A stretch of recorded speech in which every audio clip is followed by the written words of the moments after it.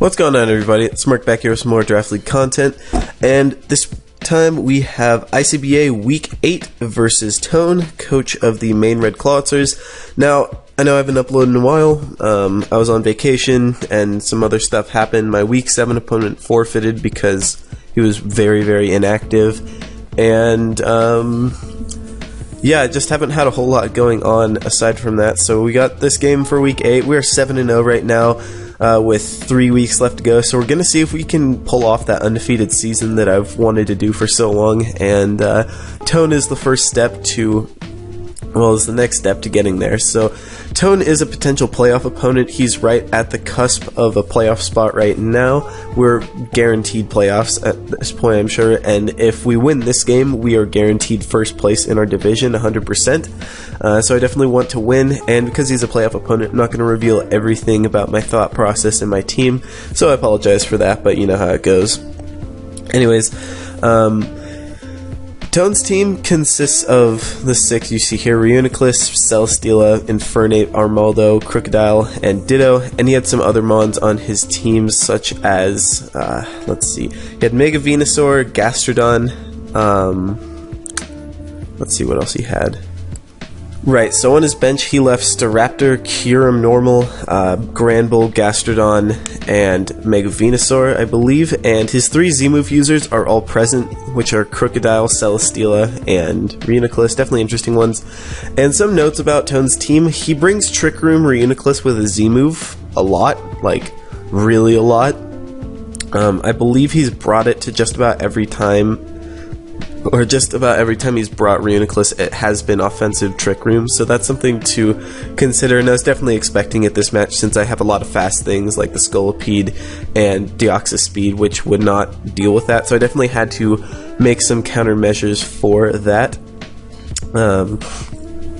Also a little sick, so bear with me. I wasn't really sure what the Celesteela was going to be. It could either be Fat Cunt or it could be an offensive set. Either way, I figured I could deal with it. Infernape's a threat, but I can offensively check it and just kind of wear it down. Armaldo's here for spin, but I do have my Ghost type, and I am bringing Hazard Stack offense this week. Crocodile's a mon that I figured I could check with Zapdos, and Ditto's a mon that I'm not super afraid of. And as long as Ditto's around, I'm probably not going to be setting up too hard with Manaphy, but late game Manaphy can be nice, so hold on a minute. Alright, well, I keep getting distracted, so I don't know where I'm at, but let's just go over my team. So I have a lead Scolipede with dual hazards and Endeavor and Megahorn. I knew that he had Mega Venusaur on his team, which could absorb T-Spikes, but I decided if he didn't bring Venusaur, which was very possible given my team, that T-Spikes would be very, very helpful to wear down his mons. So Scolpide's really nice, and then we've got a nice Cursor Cycle of Guav Lax, which really, really messes up his team, especially since he doesn't have an immunity to normal. And I am bringing Frustration this time so that he can't counter-sweep me with Ditto, even though if it's a Scarf Ditto, then it can't 1v1 my Snorlax because I can just set up on it. Next we have a Metagross. This is a set that I did not really get to show off this game, but he doesn't really have very good Metagross switch-ins, and it would have been helpful pretty much late game for just like spamming Bullet Punch and stuff. And if you brought a fatter team with like Gastrodon and Venusaur, this thing really, really put some pressure on his team. Next we have a cool set that is my Golurk. I'm rocking Rocks, 3 attacks with EQ, Shadow Punch, and Fling, with holding the Iron Ball. Now this was a countermeasure to Reuniclus, because with the Iron Ball I'm slower than Reuniclus under Trick Room, and Fling from an Iron Ball is 130 base power Dark move, which does like 78 minimum and does like 90% and puts in range of my Metagross's Bullet Punch.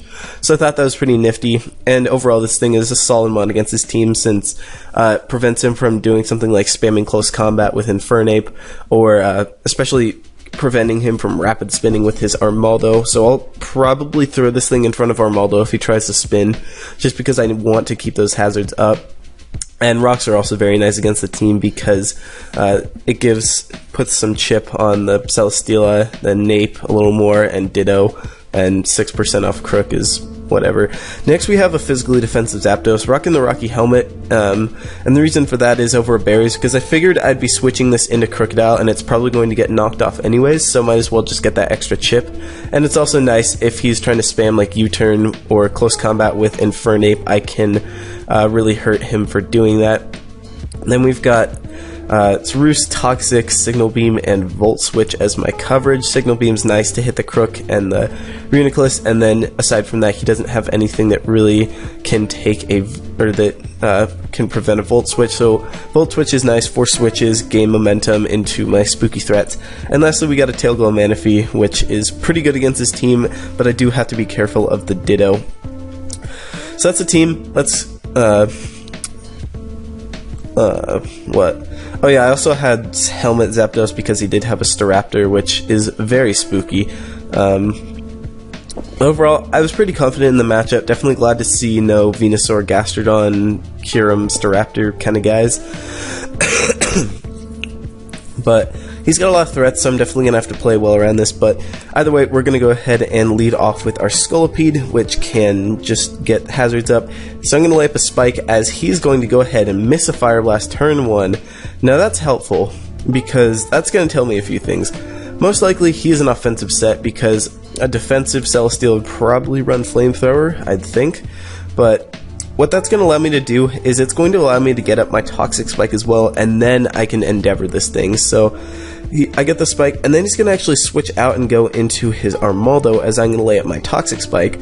Now, this thing is probably going to try and spin right here. I could predict him going for the knockoff and like Mega Horn into it KO this thing. However, if I let him spin, then he can spin till the end of time and I can't do anything about it. So I'm just going to go hard into my Golurk right here, as he is going to go ahead and click Rapid Spin. So that's great for me, because now I can go ahead and click my Stealth Rocks, as he cannot Rapid Spin against me, and I'm totally fine sacking this thing off and then being able to go into like Metagross or Manaphy and forcing the Armaldo out. So he's going to go into Crook as I get my rocks up, and it's poison, which is good, and I can just go hard into Zapdos. He's going to get up his own rocks, but I don't really mind. This team's not rocks weak, aside from Zapdos. And he's going to fire off the knockoff here, get rid of my Rocky Helmet, going to take the chip, and then I'm going to be able to click Signal Beam and knock him out. So he really didn't have a switch into Zapdos anyhow, but it is helpful that he sacked off his Crook, because that's one less check to my Metagross, and it can't knock off my Snorlax's Berry, which is really helpful. So Armaldo's back, and I'm just going to Volt Switch right here. It takes a lot of damage, so at this point, I'm going to be able to hit it with Volt Switch, get some chip, and I'm totally fine with sacking off my Golurk to prevent the spin, as I figured he'd predict and go for the knockoff, which he does. However, because he gets rid of my Iron Ball, I'm now going to be faster than this thing, unless he is very fast, and I can knock him out with the Shadow Punch, since he does not have a switch into Shadow Punch if that's offensive Celesteela. So things are looking up. I got rid of his Crocodile and I got rid of his Rapid Spinner, so hazards are here to stay, which means that my offense can really do a number on him, and he's going to go out into his Ditto now. And I'm assuming he's just going to be Choice Scarf, and I'm going to save this thing for fodder, as I can easily just sack off my Scolipede here, because it really doesn't have much use in this game. As he goes for the Shadow Punch, and I'm going to assume he's locked in, so I'm going to, what I'm going to do here is I'm just going to keep on laying up layers, because why not? I don't need to risk him doubling around predicting my Snorlax or not being choiced, so getting up layers is my best option. Now here, I figured he's probably going to just go for like the Atomize or something if he has it, but I'm going to take this opportunity to go for the Endeavor and put him down to 22%, or 18% rather. So this thing is now very, very weak, to the point where it's not really a threat, as he's going to Atomize, and what I can do here is just get up my third layer of spikes, which is going to allow me to chip his team really, really hard. So he's going to knock me out with the Air Slash. I don't know what his item is, so it could be a Z move, but I ran some calcs, and Snorlax can pretty easily eat up a Supersonic Sky Strike at +1 because it's very fat.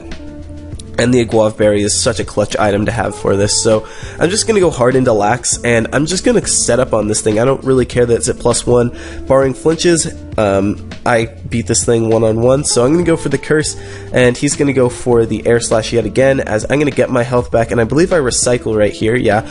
So what I really should have done to prevent the what I could have done to sweep him right now and get the 5-0 was continue setting up on him and get myself out of range where close combat from Nape could kill me, and then I'd just sweep with Snorlax.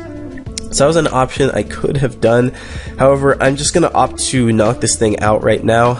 Totally content with being above 50% with my berry intact as I get rid of the Celesteela, because I can bring this thing back in, and after I take rocks damage, it's going to give me 50% more health. And the Infernape has taken a lot of chip damage just from coming in, and what I can do now is go into Golurk. Regardless if he's choiced or not, he's gonna go for the fighting move right here, because if he doesn't and I stay in, then he just loses to Snorlax. So he's gonna go for the CC. We're gonna see if he's choiced here or not, as he's gonna take more chip damage. He shows he's not as he goes for the Fire Punch, but that's okay, because since he's Fire Punch and definitely not Life Orb or anything, I know my Zapdos can take one hit, and what I can do here is click Volt Switch. Now, Volt Switch overall was my best play, even though that means I'm going to lose Zapdos to rocks, so he Fire Punches me, fails to knock me out, and I kill him with Volt Switch.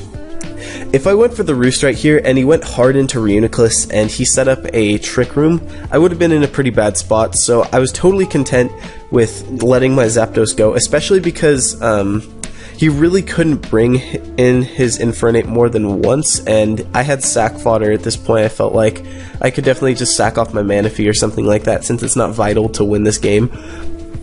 And Infernape is taking so much chip damage that it's really not that big of a threat at this point, so Volt Switching just prevented the potential hard into Reuniclus, which would have been a big threat to me, and I could have gone into my Snorlax or Metagross and started to beat that thing down. So we're going to go hard into Metagross now, as he's going to go back into Ditto. It's going to take all that good chip damage, as he's going to go become Metagross. Now, I'm assuming he's Scarfed, so I'm going to go ahead and sack off my Zapdos here and see what he locks himself into. If he locks himself into Mash, then I just go into Manaphy. If he locks himself into Thunder Punch, which he does, I can just start setting up with Snorlax. So I'm going to get all my health back, and what I can do is go for the Curse and then go for the Recycle. So we go for the Curse as he goes with the Zen Headbutt, and we're going to see this Metagross die to Poison next turn, so he's going to Zen Headbutt again, as all I'm going to do right here is Recycle, get my health back up to 80%, and from this point I should be able to win the game, since I don't believe his Reuniclus can take me on, or can kill this and then be able to kill Metagross after that. So I'm going to Frustration, do 60% as he Trick Rooms up, and he's actually slower than me with the -1, so that's interesting. But Psychic does